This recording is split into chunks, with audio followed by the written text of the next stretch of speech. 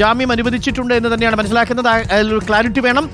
ശ്യാം ദേവരാജ്, ഉത്തരവ് 3:30-ക്കെന്നാണോ വിധി 3:30-ക്കെന്നാണോ? ഇക്കാര്യത്തിൽ വ്യക്തമാക്കുന്നത് ബോബി ചെമ്മണ്ണൂരിൻ്റെ ജാമ്യം നൽകിയിട്ടില്ല. ജാമ്യം സംബന്ധിച്ച ഉത്തരവ് 3:30 എന്നാണ് നമ്മൾക്ക് വ്യക്തമാകുന്നത്. ജാമ്യം സംബന്ധിച്ച് തീരുമാനമെടുത്തിട്ടില്ല. ഇത് സംബന്ധിച്ച ഉത്തരവ് ഉടൻ ഉണ്ടാകും എന്ന കാര്യമാണ് കോടതി വ്യക്തമാക്കുന്നത്. നമുക്ക് ഇക്കാര്യത്തിൽ ഒരല്പം കൂടി വ്യക്തത വരാനുണ്ട്. അല്പസമയത്തുള്ളിൽ തന്നെ ആ വ്യക്തത വരും എന്നാണ് നമ്മൾ മനസ്സിലാക്കുന്നത്. ഒരല്പസമയം കൂടി അതിനാവശ്യമുണ്ട്. ഒന്നുകൂടി അതിനകത്തൊരു ക്ലാരിറ്റി വേണം. ഉത്തരവ് 3:30 എന്ന് പറയുമ്പോൾ ജാമ്യത്തിന്റെ വിധി പറയാൻ വേണ്ടി മാറ്റിവെച്ചു എന്നാണോ മനസ്സിലാക്കുന്നത്? 3:30 ഉത്തരവ് നൽകുമെന്ന കാര്യമാണ് ഹൈക്കോടതി വ്യക്തമാക്കുന്നത്. ഇതിൽ ജാമ്യം നൽകിയെന്ന കാര്യത്തിൽ നമുക്ക് അല്പം കൂടി ഒരു വ്യക്തത വരാനുണ്ട്. അക്കാര്യത്തിൽ 3:30 വിധി പറയും. ഉത്തരവ് നൽകുമെന്ന കാര്യമാണ് വ്യക്തമാക്കുന്നത്, ഹൈക്കോടതി വ്യക്തമാക്കുന്നത്. ജാമ്യം നൽകിയിട്ടില്ല, ഇതുവരെയും ജാമ്യം നൽകിയിട്ടില്ല. ജാമ്യത്തിന്റെ ഉത്തരവ് 3:30 പുറപ്പെടുവിക്കുമെന്നാണ് ഹൈക്കോടതി വ്യക്തമാക്കുന്നത്. അത് ആ ഉത്തരവ് 3:30 നൽകുമെന്ന കാര്യം സിംഗിൾ ബെഞ്ച് വ്യക്തമാക്കുന്നു. വിശദമായ വാദം കേട്ടു, വലിയ വിമർശനവുമാണ് ഉന്നയിച്ചത്. നമുക്ക് അതിനകത്തൊരു ക്ലാരിറ്റി വരുത്തേണ്ടതുണ്ട്. പ്രിയപ്പെട്ട പ്രേക്ഷകരെ, ഒരു ക്ലാരിറ്റി ആ വിഷയത്തിൽ വേണം. ഉത്തരവ് 3:30 എന്നാണ് ഇപ്പോൾ വന്നിരിക്കുന്നത്. ഓർഡർ 3:30 എന്നാണോ, വിധിയിൽ അനുവദിച്ചിരിക്കുന്നു എന്നുള്ളതാണോ? നമ്മൾ അല്പസമയത്തുള്ള അതിനകത്തൊരു ക്ലാരിറ്റി വരുത്താം.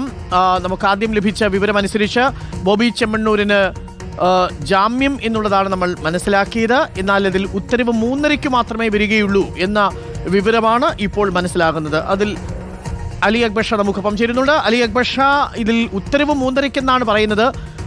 അതായത് ജാമ്യം കിട്ടിയെന്ന് ഈ ഘട്ടത്തിൽ പറയാൻ കഴിയുമോ? അതിനകത്തൊരു ക്ലാരിറ്റി വരുത്തേണ്ടത്, ഒരു ആശയക്കുഴപ്പമുണ്ടോ അതിൽ?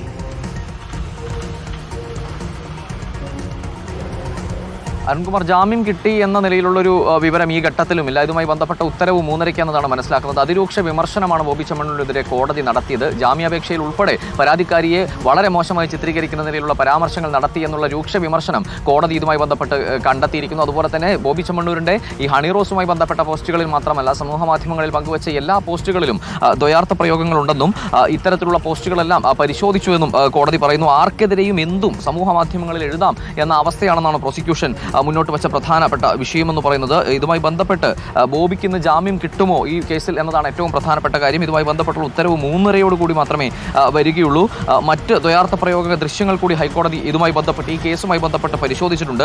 പരിപാടിയിൽ വെച്ച് ഒരു തെറ്റും ചെയ്തിട്ടില്ലെന്ന് പറയാൻ കഴിയില്ലെന്നും ഹൈക്കോടതി കണ്ടെത്തുന്നു. അതായത് താൻ ഈ പരിപാടിയിൽ ഒരു തരത്തിലുള്ള ദ്വയാർത്ഥ പ്രയോഗവും നടത്തിയിട്ടില്ല, ഹണിറോസിനെ അപമാനിക്കാനുള്ള ഒരു തരത്തിലുള്ള അശ്ലീല പദപ്രയോഗവും നടത്തിയിട്ടില്ല എന്ന നിലപാടിൽ ഉറച്ചു നിൽക്കുകയായിരുന്നു ബോബി ചെമ്മണ്ണൂർ. പക്ഷേ അങ്ങനെ പറയാൻ കഴിയില്ല, ദ്വയാർത്ഥ പ്രയോഗമില്ല എന്ന് പറയാൻ കഴിയില്ല എന്ന് കോടതി കണ്ടെത്തിയിരിക്കുന്നു. അതുപോലെ തന്നെ ഈ പരിപാടിയിലും മറ്റ് പരിപാടികളുമായി ബന്ധപ്പെട്ടുള്ള വീഡിയോകളിലും എല്ലാം തന്നെ ബോബി ചെമ്മണ്ണൂർ ഇത്തരത്തിൽ ദ്വയാർത്ഥ പ്രയോഗം നടത്തിയിട്ടുണ്ട് എന്നും കോടതി നിരീക്ഷിക്കുന്നു. വളരെ രൂക്ഷമായ വിമർശനങ്ങളാണ് എന്തായാലും ബോബി ചെമ്മണ്ണൂരിനെതിരെ കോടതി നടത്തിയിരിക്കുന്നത്. അത് ജാമ്യാപേക്ഷയിൽ ഉൾപ്പെടെ പരാതിക്കാരിയെ അപമാനിക്കാൻ ശ്രമിച്ചു എന്നുള്ളതും അതീവ ഗുരുതരമായ വിമർശനം തന്നെയാണ്. എന്തായാലും ഇതുമായി ബന്ധപ്പെട്ട് ബോബിക്ക് ജാമ്യം കിട്ടുമോ എന്ന കാര്യത്തിലാണ് ഒരു വ്യക്തത വരേണ്ടത്. ഇത് 3:30 കൂടിയാണ് ഇതുമായി ബന്ധപ്പെട്ടുള്ള ഉത്തരവ് നിലവിൽ പ്രതീക്ഷിക്കുന്നത്. ആരും ശ്യാം ദേവരാജിലേക്ക് ഒരിക്കൽ കൂടി പോകണം. ശ്യാം ദേവരാജ്, അതിനകത്തൊരു ക്ലാരിറ്റി ഇനിയും വരാനുണ്ട്.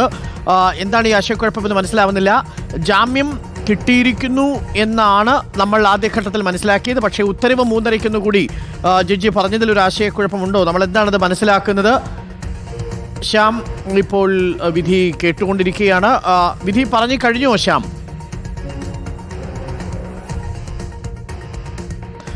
ശ്യാമത്തിൻ്റെ വിശദാംശങ്ങൾ പരിശോധിച്ചുകൊണ്ടിരിക്കുകയാണ്. നമുക്ക് അതിനകത്ത് ക്ലാരിറ്റി വരുത്തേണ്ടതുണ്ട്. ഉത്തരവ് 3:30 പുറത്തു വരിക. അപ്പോൾ ഉത്തരവെന്ന് പറഞ്ഞാൽ റിലീസിംഗ് ഓർഡർ ആണോ പുറത്തു വരിക, അതല്ല ജാമ്യത്തിൻ്റെ വിധിയാണോ പുറത്തു വരിക എന്നതാണ്. വിശദമായ വാദം കേട്ടു. വിശദമായ വാദത്തിനിടയിൽ ബോബിക്ക്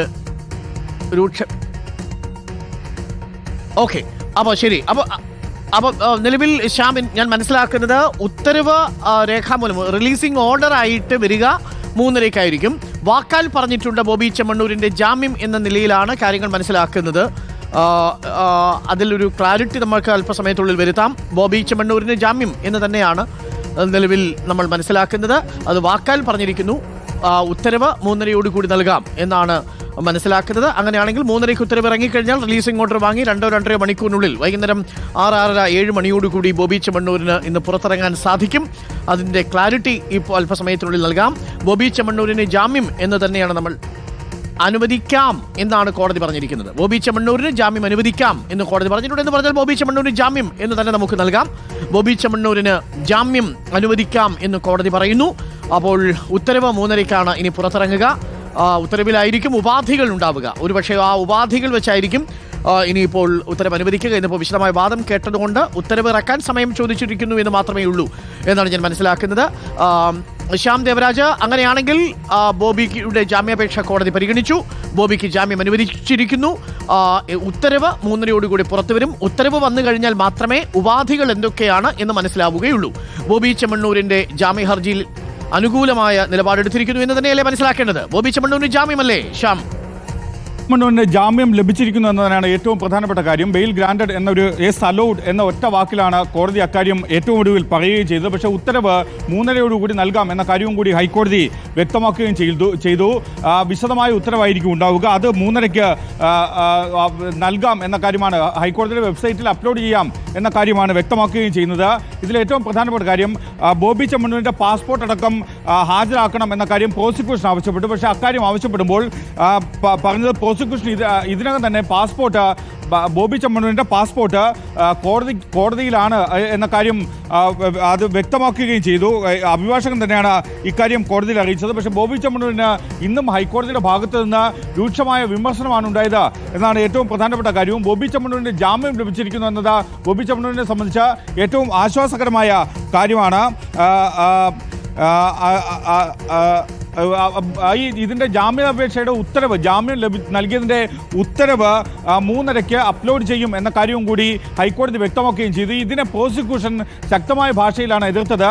ഈ എതിർപ്പ് കൂടി രേഖപ്പെടുത്തിയതിന് ശേഷമാണ് കോടതി ജാമ്യം നൽകുന്ന കാര്യം വ്യക്തമാക്കുകയും ചെയ്തത്. പ്രോസിക്യൂഷൻ്റെ എതിർപ്പ് ആ രീതിയിൽ തന്നെ ഉത്തരവിൽ രേഖപ്പെടുത്തുമെന്ന കാര്യം ഹൈക്കോടതി വ്യക്തമാക്കുകയും ചെയ്തു. അതിനുശേഷമാണ് ഉത്തരവിൽ ഇക്കാര്യത്തിലേക്ക് കടക്കുകയും ചെയ്തത്.